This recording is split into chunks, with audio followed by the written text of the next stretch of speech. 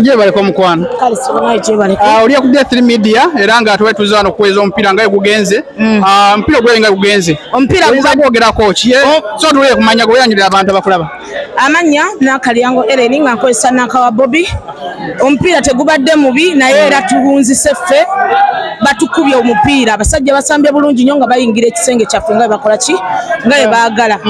So twetaaga oba bateebi n'ekintu kikyukemuko kubanga kirabika si kirungi era tetuli basanyufu naye nga tutaddewo vibe ffe nga bana Dubai okulaba nga tuvayo tuwagire abaana baffe abewaka. So ne kano kankayiseewo ngenaku z'omwezi 22 ku Sunday eno tugenda kubeera n'emisinde.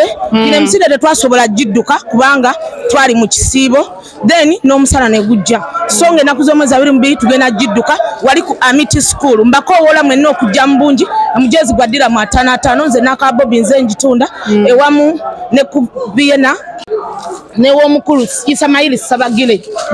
Munansonyiwa mukakayiseewo kubanga obulago bukoze eki. Omujozi buno gufaana gutya abantu banditaze okulaba engeri gye gufaananamu. Obujozi buno bwa Airtel buno bwe tuddukiramu kubanga kimanyikiddwa nti buli mwaka wano ffe nga bana Dubai tudduka emisinde gya Sabasajja Kabaka. Je gino bwe giti gubeera bwe guti nga guliko kabaga ne kakiti kaako.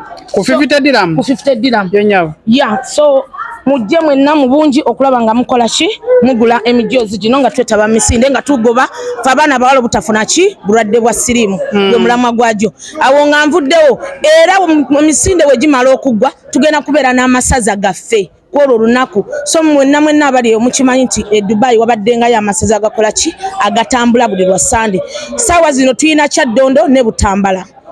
Jangu buzi owagire sazalyo olabe ku luno season ey'okubiri ani agenda okutwala ekikopo. Tubakoowola okujja mu bungi ku Sunday eno ku Amity School. Basebo ne banyabo twesangeyo. Amina.